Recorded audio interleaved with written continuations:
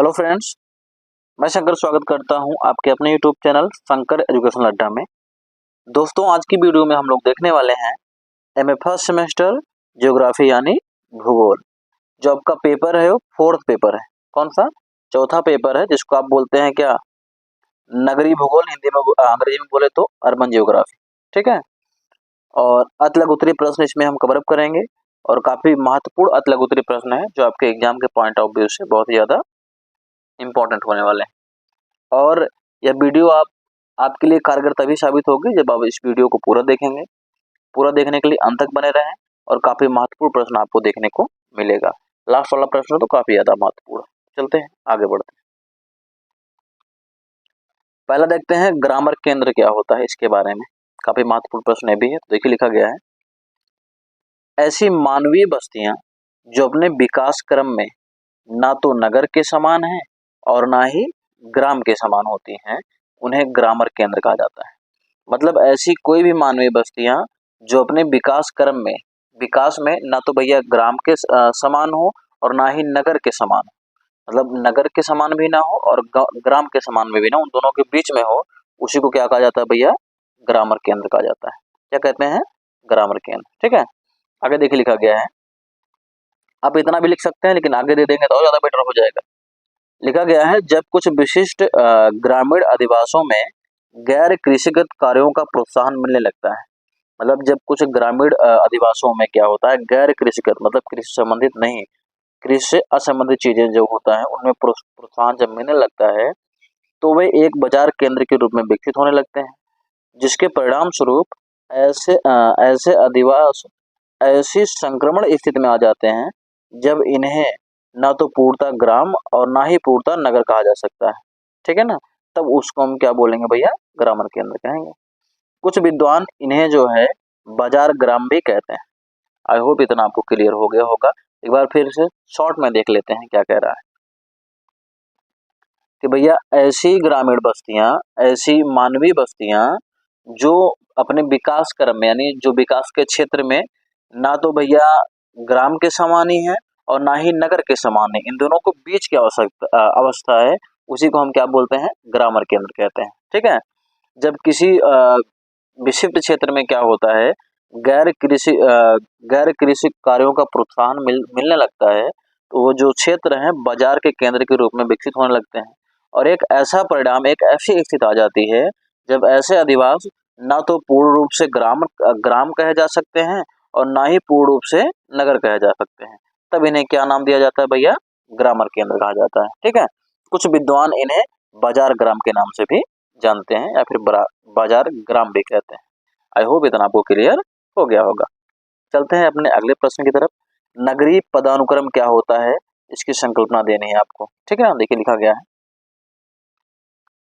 किसी प्रदेश या देश के समस्त नगरों को, क्या कह रहा है?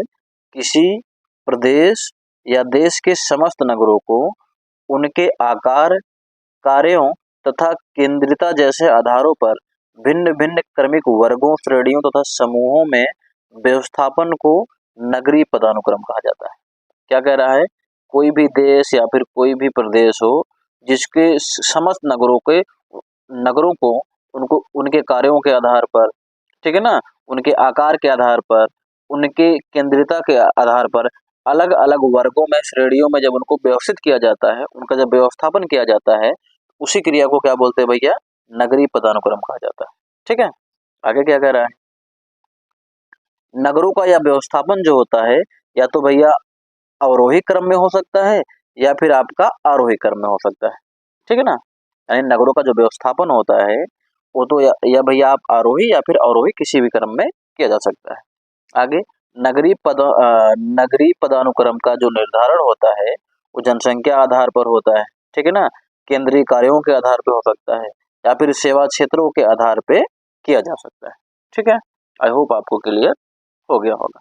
चलते हैं अपने अगले प्रश्न की तरफ। अगला प्रश्न हमारा क्या है? प्राथमिक नगर क्या होता है, इसकी संकल्पना बतानी। प्राथमिक नगर की संकल्पना या फिर प्राथमिक नगर क्या होता है उसके बारे में आप बता सकते हैं। तो देखिए, लिखा गया है, किसी देश या प्रदेश में, किसी देश या प्रदेश में अवस्थित नगरों में एक नगर आकार, कार्यों तथा प्रभाव क्षेत्र की दृष्टि से अग्रणी होता है। ऐसे बृहत्तम नगर को प्रधान नगर या प्राथमिक नगर कहा जाता है। कह रहा है किसी भी देश में, किसी भी प्रदेश में जो समस्त नगर होते हैं, उन समस्त नगरों में एक नगर ऐसा होता है जो अपने कार्यों से या फिर अपने प्रभाव क्षेत्र से उन सभी नगरों में सबसे आगे होता है, सबसे बड़ा होता है। ऐसे ही बड़े नगर को, ऐसे बृहत्तम नगर को क्या बोलते हैं भैया? प्रधान नगर या फिर प्राथमिक नगर कहा जाता है। ठीक है, आगे, यह प्राथमिक नगर केवल जनसंख्या आकार में ही बड़ा नहीं होता है, वरन उसमें स्थापित संस्थान, सेवा प्रतिष्ठान, व्यापारिक प्रतिष्ठान तथा सामाजिक व सांस्कृतिक राजनीतिक गतिविधियों, संबंधों, कार्य अन्य तुलना में अधिक प्रभावशाली होते हैं। कह रहा है भैया जो आपके प्राथमिक नगर होते हैं ये केवल जनसंख्या के आकार में ही बड़े नहीं होते हैं, बल्कि जो उसमें संस्थान होते हैं उसके रूप में वो ज्यादा हो सकता है, सेवा प्रतिष्ठान के रूप में, व्यापारिक प्रतिष्ठान के रूप में, या फिर सामाजिक और सांस्कृतिक कार्य जो होते हैं उसमें ज्यादा होते हैं, उसकी तुलना में भी काफी ज्यादा आगे रहते हैं। ठीक है, आगे, नगरीय भूगोल में प्राथमिक नगर की संकल्पना जो होता है सर्वप्रथम अमेरिकन भूगोलवेत्ता मार्क जेफरसन ने दिया था। किसने? मार्क जेफरसन ने दिया था। वो भी कब भैया? 1939 में। आई होप आपको क्लियर हो गया होगा। फिर देख लेते हैं कि प्राथमिक नगर क्या होता है। किसी भी देश या प्रदेश में जो उसके जो समस्त नगर होते हैं, उन समस्त नगरों में एक नगर ऐसा जरूर होता है जो उन नगरों से काफी ज्यादा विकासशील होता है, काफी ज्यादा आगे होता है। तो ऐसे बृहत्तम नगर को ही क्या बोलते हैं भैया? प्रधान नगर या फिर प्राथमिक नगर कहा जाता है। ठीक है, और यह जो प्राथमिक नगर होता है यह जरूरी नहीं कि केवल जनसंख्या के आकार में ही बड़ा हो। ठीक है ना, यह इस रूप में भी बड़ा हो सकता है, मतलब उसमें ढेर सारे संस्थान भी हो सकते हैं, ढेर सारे सेवा प्रतिष्ठान भी हो सकते हैं, व्यापारिक संगठन भी ढेर सारे हो सकते हैं, सामाजिक और सांस्कृतिक कार्य भी काफी ज्यादा उसमें आगे हो सकते हैं। इनकी तुलना में भी जो आपका प्राथमिक नगर है वो आगे हो सकता है। प्राथमिक नगर की जो संकल्पना थी सर्वप्रथम अमेरिकन भूगोलवेत्ता मार्क जेफरसन ने 1939 में दिया था। ठीक है, आई होप इतना आपको क्लियर हो गया होगा। चलते हैं अपने अगले प्रश्न की तरफ। ग्रामीण नगरीय संक्रमण क्षेत्र क्या होता है, इसके बारे में आपको जानना है। देखिए लिखा गया है, ग्रामीण नगरीय क्षेत्र सुस्पष्ट नगरीय तथा सुस्पष्ट ग्रामीण क्षेत्रों के मध्य में होता है। यानी भैया जो ग्रामीण नगरीय संक्रमण क्षेत्र होता है वह नगरीय क्षेत्र और ग्रामीण क्षेत्रों के बीच में पाया जाता है। इस प्रकार के क्षेत्र में, ठीक है ना, इस प्रकार के क्षेत्र में नगरीय कार्य तथा ग्रामीण कार्यों का मिश्रण होता है। मतलब इसमें नगरीय कार्य भी आपको देखने के मिलेंगे और ग्रामीण कार्य भी देखने को आपको मिल जाएंगे। ठीक है, ग्रामीण नगरीय संक्रमण क्षेत्र भविष्य में नगरीय विस्तार के क्षेत्र होते हैं। यही जो ग्रामीण नगरीय संक्रमण क्षेत्र होते हैं यही बाद में जाकर के क्या बनते हैं? नगर बनते हैं, नगर का रूप धारण करते हैं। ठीक है, इस प्रकार के क्षेत्र प्रायः नगर की सीमा से बाहर के समीपवर्ती क्षेत्रों में स्थित होते हैं और अधिवासों में, ग्रामीण अधिवासों में रहते हैं। आई होप इतना आपको क्लियर हो गया होगा। चलते हैं आगे बढ़ते हैं।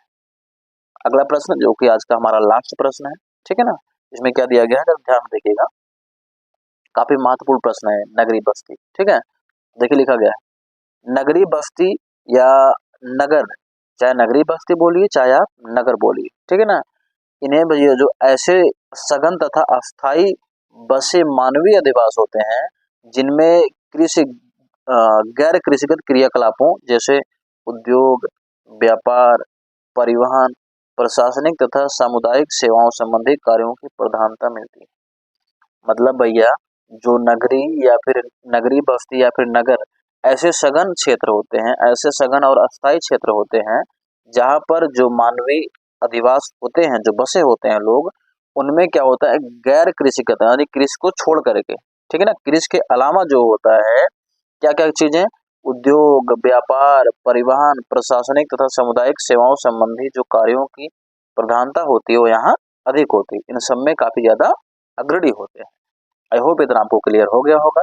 यदि आपको वीडियो पसंद आई है तो चैनल को सब्सक्राइब और वीडियो को ज्यादा से ज्यादा शेयर करिए, क्योंकि पढ़ेगा इंडिया तभी तो बढ़ेगा इंडिया। इतनी मेहनत आपके लिए की जा रही है, एक लाइक तो आप दे सकते हैं। चलते हैं, मिलते हैं आपसे अगली वीडियो में।